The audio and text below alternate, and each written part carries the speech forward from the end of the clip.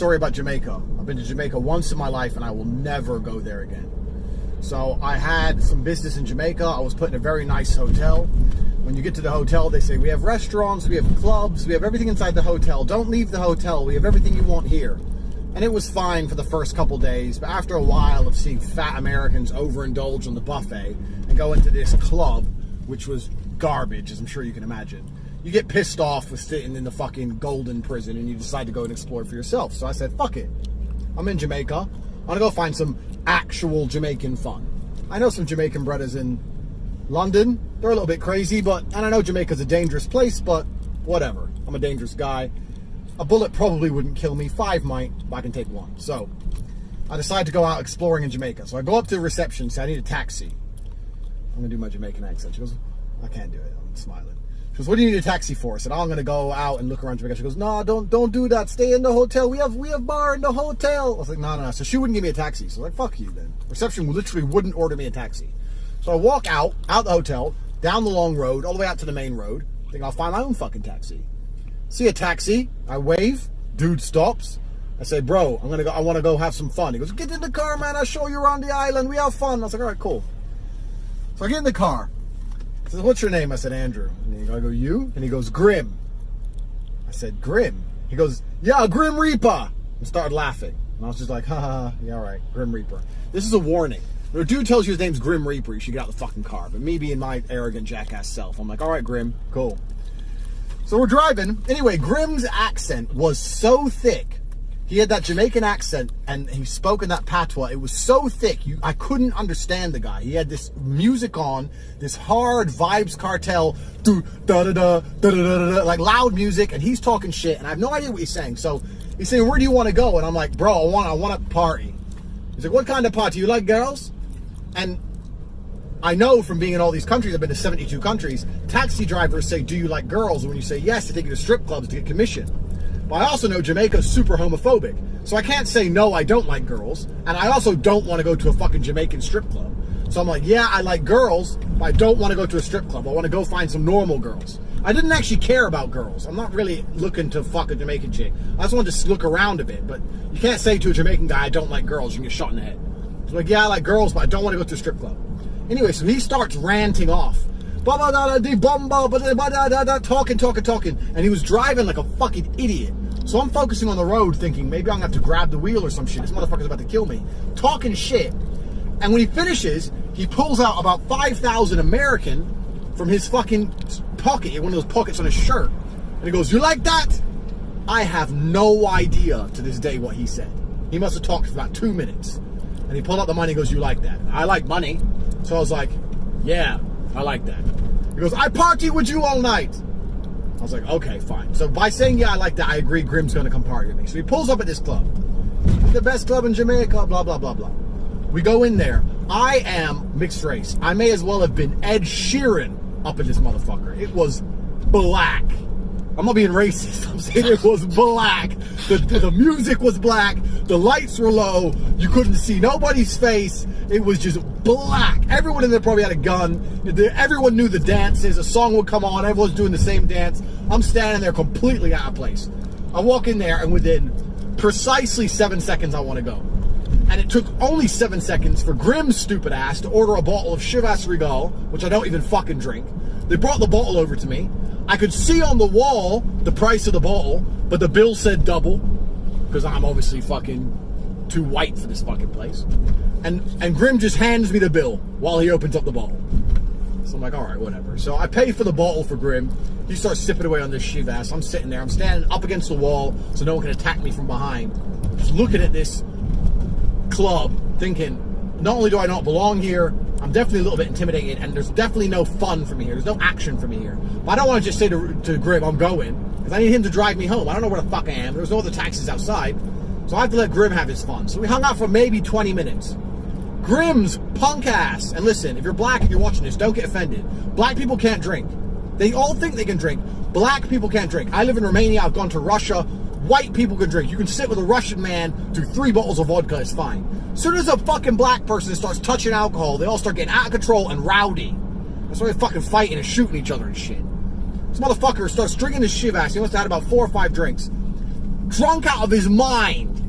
So I say to him, look, Grim, let's go. Why you want to go? Party just starting, boy. I'm like, bruv, I didn't want to leave. I got to go back to my hotel, got a meeting, start talking some shit. He's like, okay, I take you to a better party. You don't like the party here, boy, I take you to a better party. I'm like, all right, Grim, let's go. As long as you get me the fuck out of here, let's go. So we leave, we get in his car. Grim is drunk.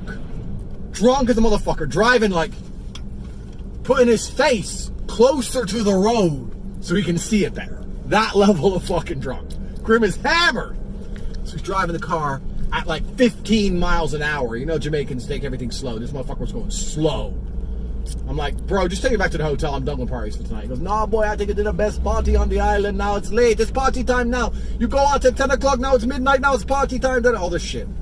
I was like, all right, fine, fucking take me. Fine, whatever. He was refusing to take me home. I was like, fine, take me to this party.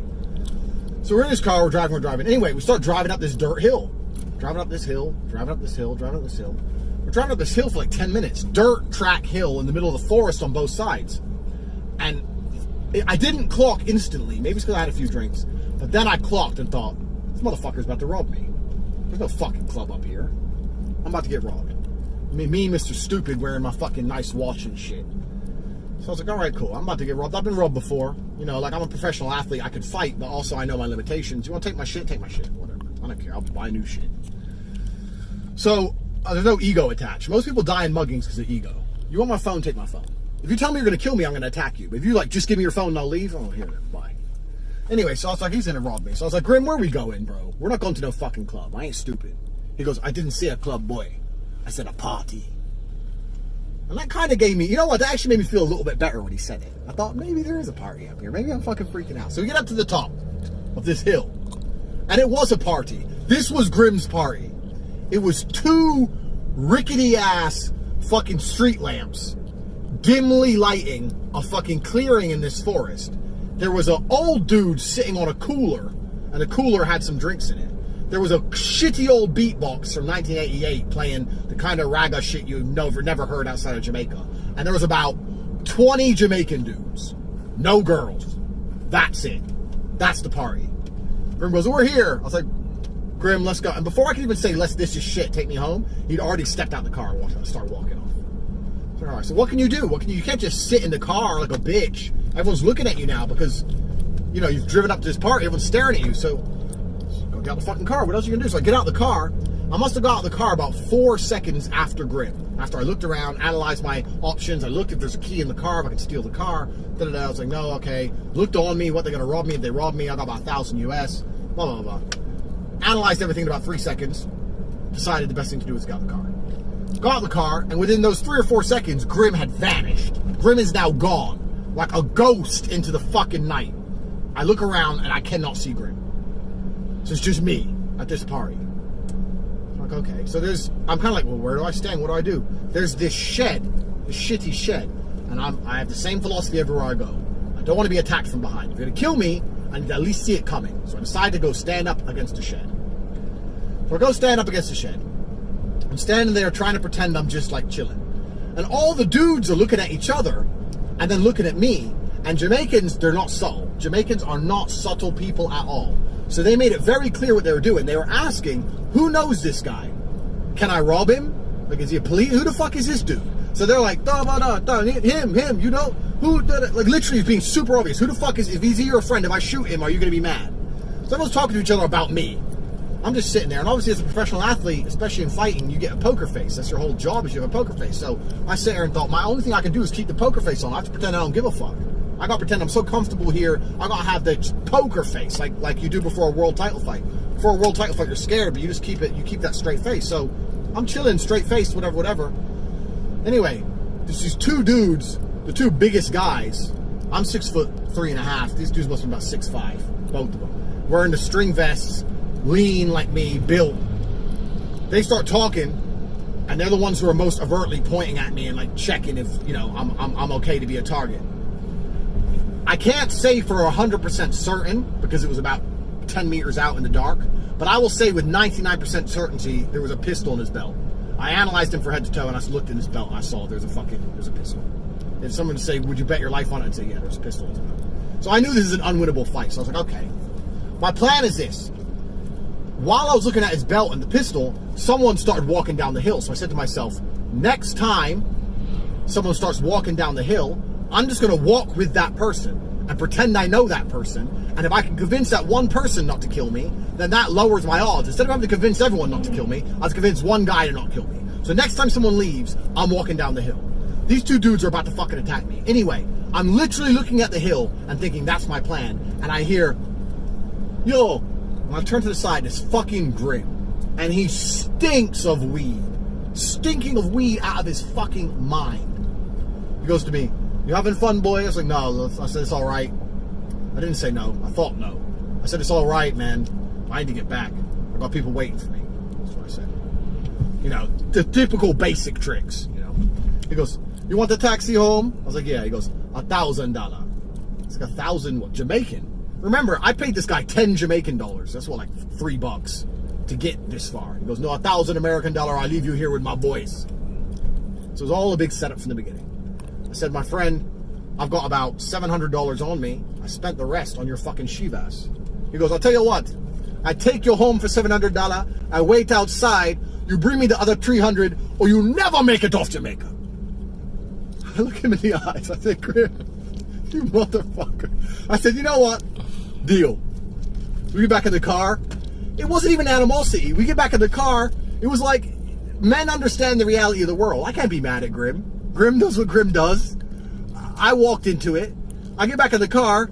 He goes to me, now, he goes, the party not finished for me, boy. Starts putting music on. He's my friend again. Everything's fine. Get back to the hotel. And I thought, okay, I'm at the hotel now. I can not pay him. I can fucking call the police. I can be a little bitch. Like most white boys would do. That's what a white boy would do. I'm being racist now, but it's true. Little bitch-ass tourist. Little pussy. Ooh, run away from the car. Grim tried to rob me. You know what? I have honor. Grim, he pulled a scam, and it worked. And he did save me from basically getting my brains blown out. So I thought, you know what, Grim, here's 700. I said, do you want the other 300? I'll go get it if you want it. And Grim turned to me and goes, don't worry about it, boy. That's enough. Have a good time in Jamaica. I was like, thank you. Well, the end of the story is this. I had one of the guys who cleaned my room. And every time he cleaned my room, because I was in an all-inclusive unlimited alcohol, I'd give him all the alcohol for my room, because they'd refill it for free. So I'd say, take all the beer, take all the vodka, it's yours. I don't care, because they refill it. And what surprised me, he goes, no one's ever done this for me before. I work here 10 years. It's like, it's free. Why the fuck would I care? Because people are stingy and stupid, whereas I'm not.